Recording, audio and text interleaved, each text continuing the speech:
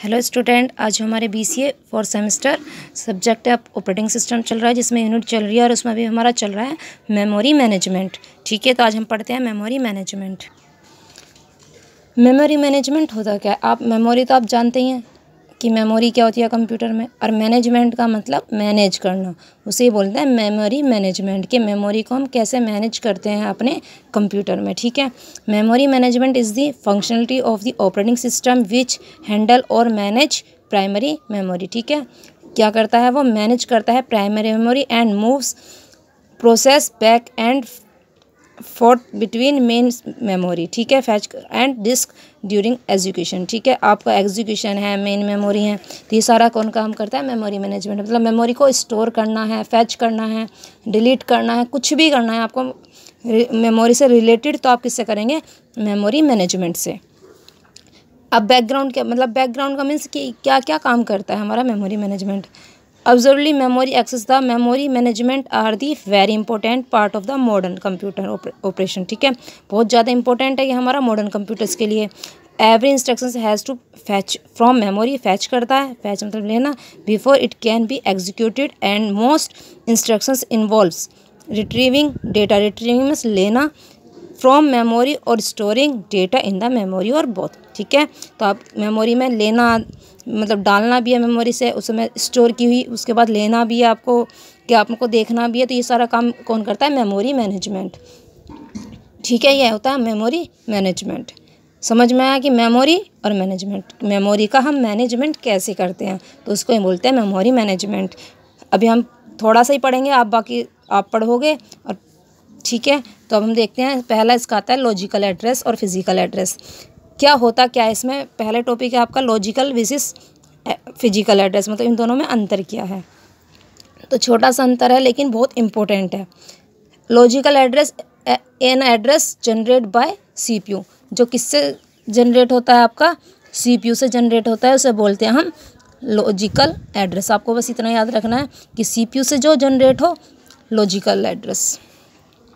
Physical address क्या है? Address seen by memory unit. जो मेमोरी यूनिट से दिखाई दे वो आपको बोलते हैं physical address. That is one loaded into the memory address. अब हम इसका एक डायग्राम देखेंगे आपको कि होता क्या है।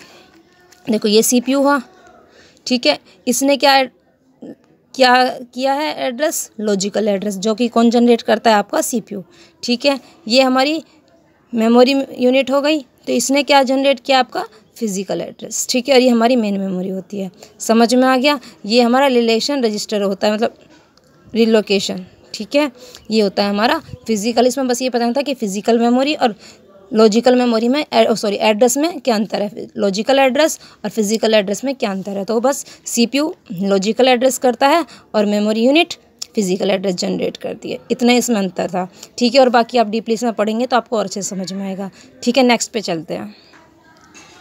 स्वैपिंग। स्वैपिंग आप स्वैपिंग से समझते होंगे, इधर की वैल्यू इधर, इधर की वैल्यू इधर, सेम वही चीज़ है यहाँ पर भी स्वैपिंग। लेकिन कैसे करना है, क्यों करना है, ये देखते हैं।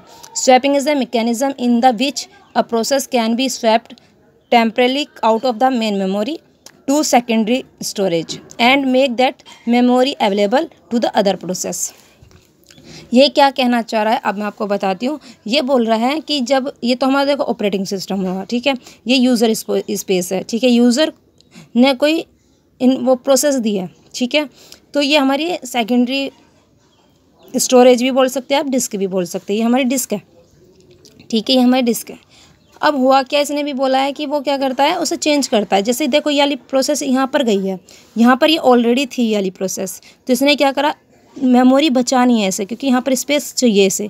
ठीक है, और यहाँ पर फ्री है क्योंकि ये वाली मेमोरी कहाँ पर चली गई, यहाँ पर चली गई। यहाँ पर कोई भी मेमोरी नहीं है, तो ये थोड़ी सी देर के लिए ये वाली मेमोरी को यहाँ पर भेज देगा। भेज दिया, जब इसकी प्रोसेसिंग कंप्लीट हो जाएगी तो ये यहाँ पर चला जाएगा और ये फिर अपनी जगह यहाँ पर आ जाएगा, क्योंकि यहाँ पर हमें स्पेस चाहिए प्रोसेसिंग को करने के लिए। तो ये होता है swapping, swap out swap in. ठीक है, यही वो उसने भी बोला है कि टेम्परेली आउट करता है, वो सिर्फ स्वैप करता है टेम्परेली, थोड़े से समय के लिए मेन मेमोरी से मेमोरी को मूव किस में कर देता है, सेकेंडरी स्टोरेज में। ठीक है, समझ में आया? Swap out swap in. ठीक है, बस स्वैप करता है थोड़े से समय के लिए, टेम्परेली होता है। ठीक है, बात चलते हैं हमारा कॉन्टिजियस एलोकेशन क्या होता है? कंटिन्यूसली जो काम चलता है उसी से ही रिलेटेड है। Continuous memory allocation is the classical memory allocation model of the assign process.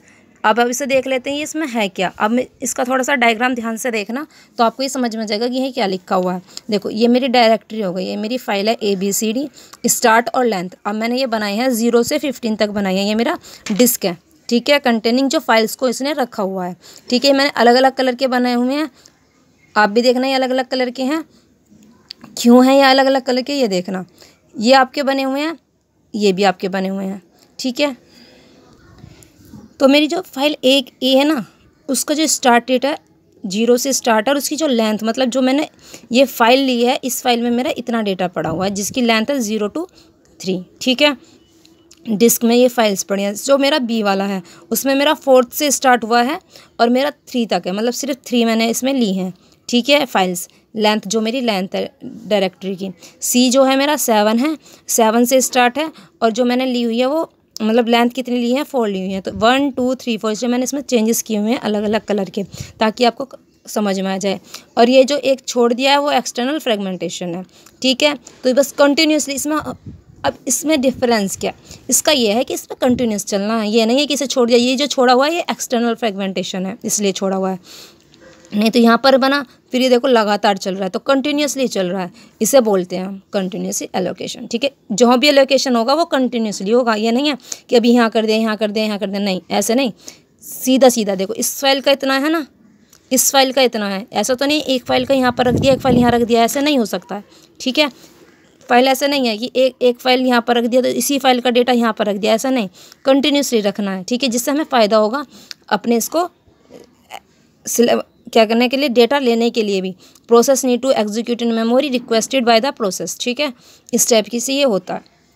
Continuously आपको लगाना है, ये नहीं है कि ये डेटा यहाँ रख दिया, यहाँ रख दिया, तो आप जब फैच करोगे डेटा तो आपको आसानी से मिल जाएगा, ठीक है। नेक्स्ट पर बात चलती है पेजिंग की। पेजिंग क्या होता है? Paging is a memory management schema, ठीक है, that permits the physical address space to process to non continuously. Non continuously का मतलब देखो उसमें क्या था कि कंटिन्यूसली चला था कि यहाँ पर ये बन गया है तो सेकंड पे ही जाएगा, बनेगा, मतलब जिस टाइप से अगर ऐसे बनी हुई हैं तो यहाँ पर ही डेटा भरा जाएगा, ठीक है। पेजिंग में ऐसा नहीं है, ठीक है। आपने क्या करा, CPU ले लिया, ठीक है, ये लॉजिकल एड्रेस है हमारे, ये अब यहाँ पे फिजिकल एड्रेस लिया है, तो यहाँ पर हुआ क्या, जैसे ये पेज लिया गया है यहाँ पर, ठीक है, यहाँ पर ये लिया गया है तो ये कहीं पर भी इसने स्टोर किया हुआ है, ठीक है, ये पेजिंग टेबल है, ठीक है। नेक्स्ट से हम समझते हैं थोड़ा सा द पेज साइज जो हमारे चलेंगे ना, पेज साइज जो होगा वो हमारा 2 से चलेगा, पावर उसकी 2 से 512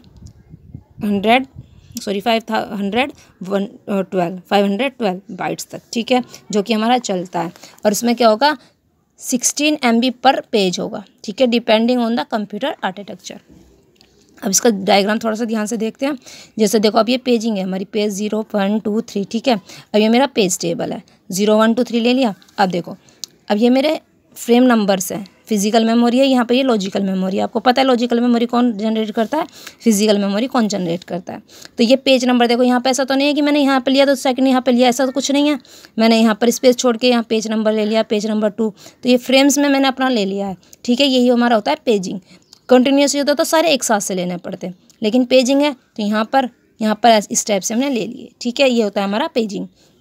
नेक्स्ट पर ये हमारा segmentation is a memory management scheme that the support these user view the memory logical address space in the collection of the segmentation. देखते हैं अब इसमें सिर्फ ये ओवरव्यू है इन चीज़ों के, क्योंकि जब हम आगे पढ़ेंगे तो इनका पूरा डीपली से पढ़ेंगे कि ये काम कैसे करते हैं, क्या क्या ये होते हैं, इसलिए ओवरव्यू है ये सिर्फ आपका, ठीक है। आगे जब पढ़ेंगे तो और आगे डीपली पढ़ेंगे हम। जैसे ये देखो सेगमेंट बन गया, सेगमेंट 1 0 1 2 3 ये बन गया लॉजिकल स्पेस में, ठीक है। ये सेगमेंट टेबल बना दिया हमने कि लिमिट हमारा ये है, बेस हमारा ये है, किसकी लिमिट ये हो, ठीक है। अब देखते हैं जैसे सेगमेंट 0 है हमारा, 0 पर कितने से चल रहा है, ये 1400 से 200 तक चल रहा है, इसकी दे दी है इसने रेंज, ठीक है। इसी टाइप से चलते हुए चले जाएंगे। यहाँ पर ये सेगमेंट 3 हो गया, सेगमेंट 2 हो गया, 400 से चल रहा है, इस टाइप से ये चलते हुए आपको ये दिख रहे हैं। ठीक है, ये होता है हमारा सेगमेंट कि पहले छोटे छोटे वो बन गए हैं, फिर उनकी लिमिट रख दी हैं और फिर उसे ऐसे पेजेस की टाइप में ही सेगमेंट छोटे छोटे हमने बना दिए हैं। ठीक है, ये था हमारा मेमोरी मैनेजमेंट। अब जो हम पढ़ेंगे अगले नेक्स्ट उसमें वो पढ़ेंगे हम वर्चुअल मेमोरी। ठीक है, थैंक यू।